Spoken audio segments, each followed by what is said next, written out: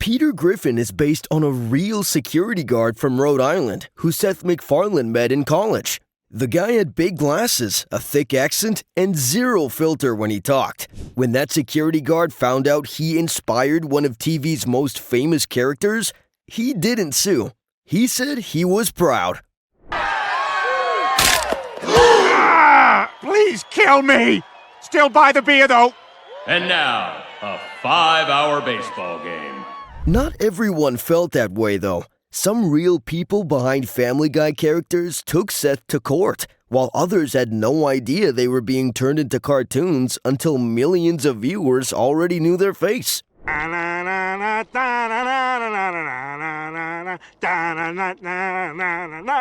Today, we're revealing every Family Guy character based on a real person, the lawsuits that followed, and tracking down what happened to the real people behind Quahog's most famous residents. Peter Griffin is the heart of Family Guy as a bumbling, overweight, working-class dad from Quahog, Rhode Island, who wears a white shirt, green pants, and big glasses while speaking in that thick New England accent. He's basically a cartoon version of every loud guy you've ever met at a bar. But Peter wasn't invented from thin air because he's based on a real person. Hey, the TV went out. Huh. Oh my God, the Wi-Fi is out.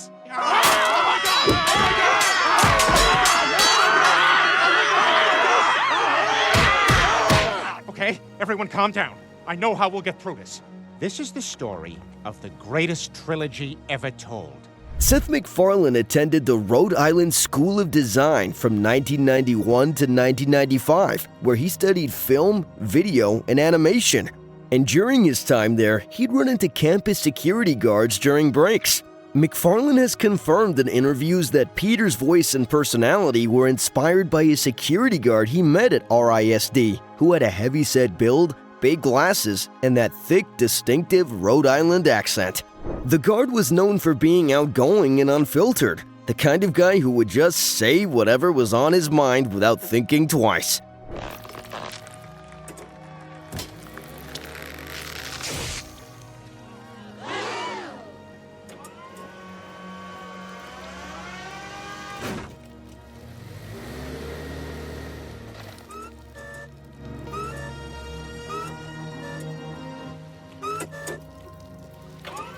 When MacFarlane created Peter Griffin, this security guard was the primary influence for the voice, the look, and the personality.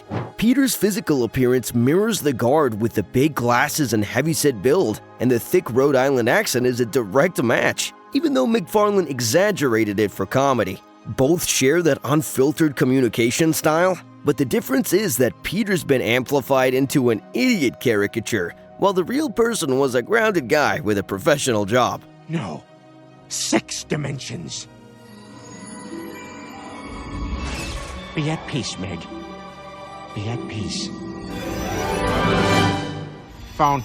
Forgot my phone. According to reports, the security guard became aware of his influence on Peter Griffin through media coverage and reacted positively to the connection rather than pursuing any legal action. There were no lawsuits because the inspiration was loose and transformative, and under US law, these kinds of inspirations for fictional characters fall under fair use. Dinosaur walker. Hey! What? Pick that up! Pick what up? That! That?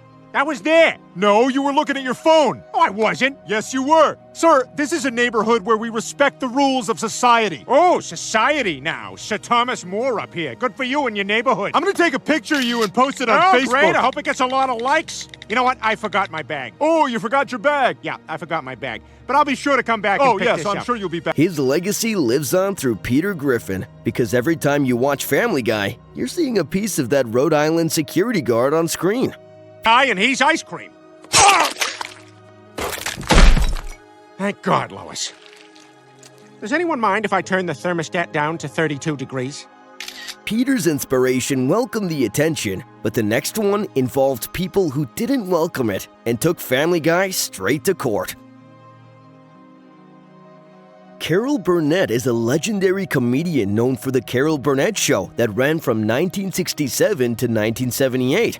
And one of her most iconic characters was the Charwoman, which was a silent cleaning lady wearing a blue bonnet and apron while carrying a mop and bucket. In April 2006, Family Guy aired an episode called Peterotica, where Peter enters an adult store and comments on how clean it is. Quagmire explains that Carol Burnett works part-time as a janitor, and the scene cuts to an animated version of the Charwoman character mopping the floor, surrounded by adult merchandise. Hi, I'm Chris. Hi, Chris. Well, that didn't work. This Sunday at the Quahog Convention Center, it's Streaming Con! Carol Burnett was not happy. In March 2007, she filed a lawsuit against 20th Century Fox seeking millions in damages. She claimed copyright infringement for using the Charwoman character without permission, along with violation of her publicity rights. Burnett argued that the depiction demeaned her legacy by placing her wholesome character in an inappropriate and vulgar context. In June 2007, the court dismissed the entire case. The judge ruled that the 18-second clip was protected parody under the First Amendment because it lampooned Burnett's wholesome public image by placing her in a ridiculous situation. No damages were awarded, and the episode continues to air unchanged to this day. Burnett lost her case, but the next lawsuit actually resulted in a settlement. Art Metrano was a comedian and magician best known for the amazing Metrano routine that he performed on The Tonight Show in the 1970s. And he also played Captain Mauser in the Police Academy films. His signature act involved pantomiming simple magic tricks with hand and finger gestures while humming a tune, which became iconic enough that audiences immediately recognized it.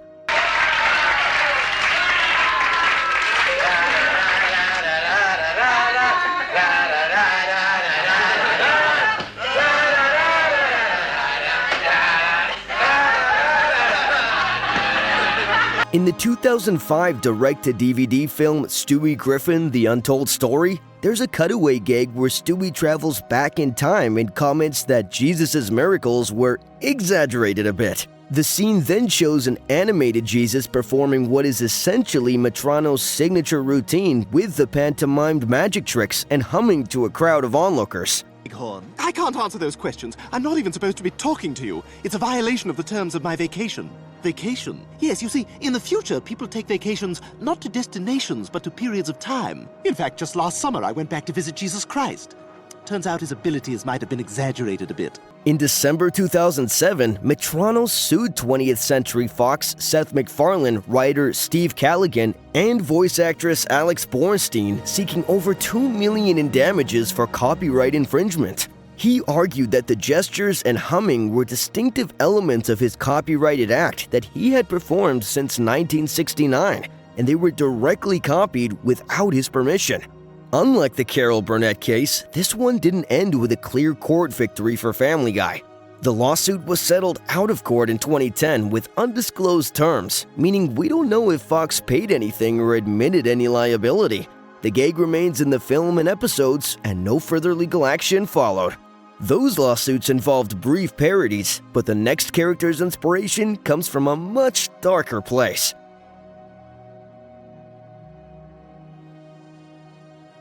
Chris Griffin is the awkward teenage son who's overweight, insecure, and constantly struggling with puberty while being voiced by Seth Green since 1999.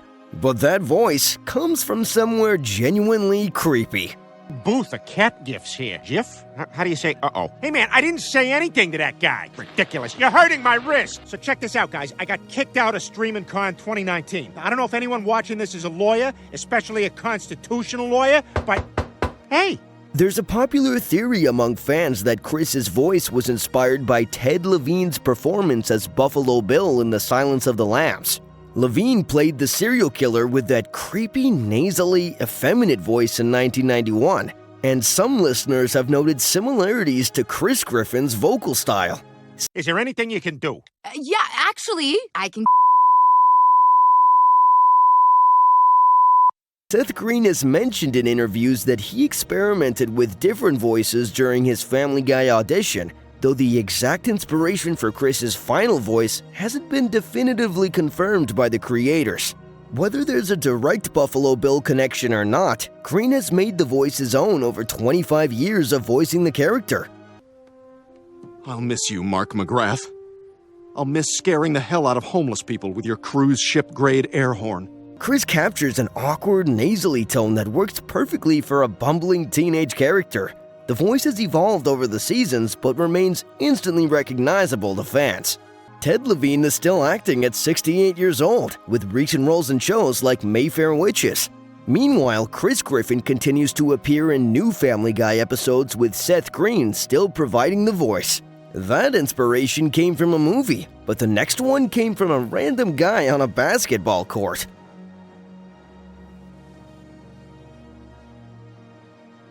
Cleveland is Peter's laid-back friend and neighbor who's mild-mannered and slow-speaking while being known for his deliberate drawl and catchphrase, "That's nasty." That's nasty. He was originally voiced by Mike Henry until 2020 when YouTuber Arif Zahir took over the role. Cleveland is based on a guy Mike Henry met while playing basketball in Virginia with no name and no fame. Just some dude with a distinctive, slow southern accent. Henry remembered him saying things like University of Maryland instead of University of Maryland, in a relaxed way that was funny without trying to be. Excuse me.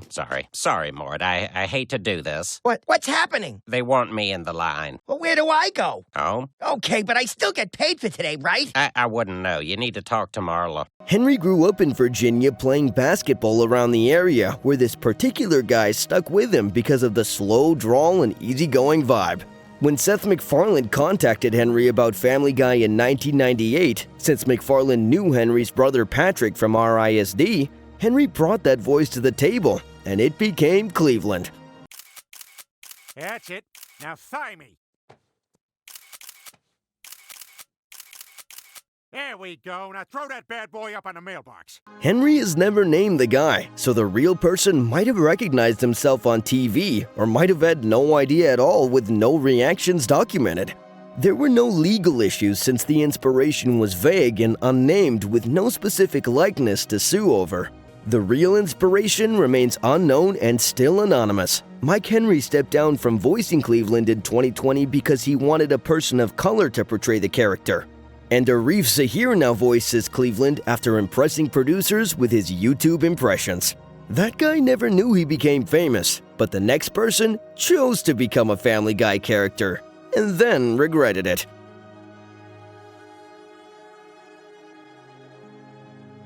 James Woods isn't just a Family Guy character. He's a real Hollywood actor playing himself on the show. The character first appeared in Season 4's Peter Scott Woods in 2005 as an exaggerated, villainous version of the real Woods who's manipulative, obsessive, and famous for picking up candy pieces while saying, "Oh, a piece of candy." He's appeared in 8 episodes voiced by the actual James Woods. Good evening, everyone. James Woods? Thank you for joining me at my humble manor. James Howard Woods was born April 18, 1947 in Utah and raised in Warwick, Rhode Island before studying political science at MIT and becoming an actor with Oscar nominations for Salvador and Ghosts of Mississippi, Emmy wins for TV movies, and voicing Hades in Disney's Hercules. He's also known for his conservative politics and outspoken social media presence. But I don't understand it. I thought you were dead. Well, I'm not. I don't believe you. God, is that true? God, are you there?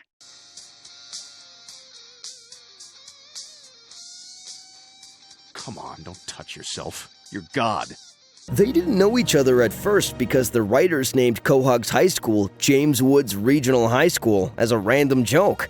Woods found out about the reference and thought it was funny, so he reached out to MacFarlane around 2005 and offered to appear on the show, and they wrote episodes specifically for him. Look, Mr. Woods, just give Peter back his wallet. Oh no, Brian. I'm just getting started. Peter, you humiliated me. You put me through hell, and now you're gonna pay for it. The cartoon Woods is a chaotic villain who's manipulative and dies dramatically only to keep coming back, while the real Woods is sharp-witted with a long professional career. But Woods was in on the joke because he voiced himself willingly. To Dr. King. What? Wow, a big star and yet so humble. James Woods High School, it remains. What? You can't be serious. Yes! This is more exciting than that time I got to ride the washing machine. He absolutely knew because he initiated the whole thing. And in 2015, Woods said he enjoyed the self-parody. But by 2018, Woods tweeted that he turned down the proposed episode because it had an anti-conservative nature and hasn't appeared since 2016. The show responded by renaming the high school to Adam West High, with actress Alex Bornstein confirming it was a way to stick it to James Woods. Hi, I'm James Woods. You might know me from banging your niece on a pile of your brother's pool equipment, or from Salvador. But tonight, I'm here to take you behind the scenes on the set of Family Guy. For the first time ever, you'll see what a typical production week is like for TV's 11th favorite family. So please. James Woods is 78 years old as of 2026 and has largely stepped away from mainstream acting due to what he calls being blacklisted in Hollywood over his conservative views. He released a music album in 2024 called Hear the Thunder Crack and lost his home in the 2025 Palisades fire. Woods chose his fate on the show, but the next character's inspirations had no choice at all.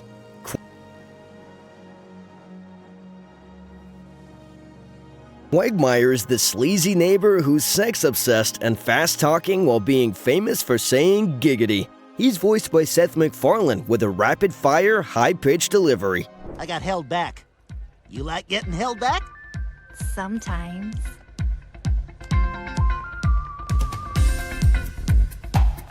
Quagmire isn't based on one person, because he's based on a type.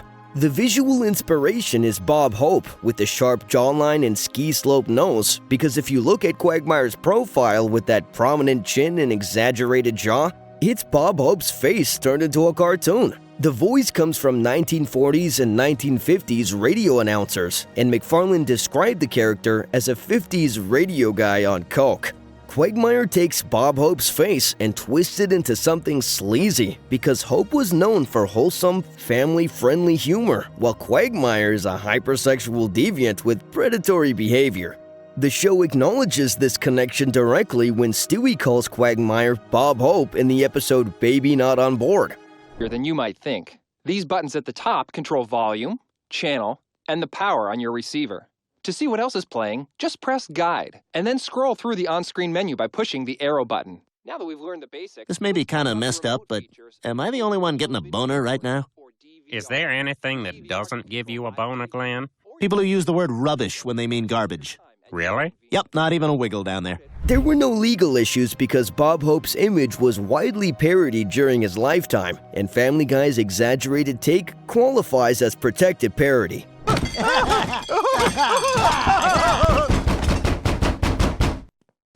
Me and this baby who is not mine are in the room below trying to sleep. This is hotel, not jungle gym children's play structure. Very sorry. It won't happen again. Bob Hope passed in 2003 at age 100, leaving a massive legacy, including the Presidential Medal of Freedom and Kennedy Center honors. Quagmire continues in new episodes, with MacFarlane still voicing him. Family Guy has faced real lawsuits over characters since Carol Burnett sued over a parody of her Charwoman character and Art Matrano sued over a Magic Act recreation. The show defended itself as parody and mostly won, but some characters we talked about today had no lawsuits and just transformative art protected by fair use. Should real people get royalties when they inspire famous characters? That's a question Hollywood hasn't answered because Paul Timmons never saw a dime from Peter Griffin's success. But what do you think? If you want more deep dives like this, smash that subscribe button because we've got plenty more Family Guy secrets to uncover.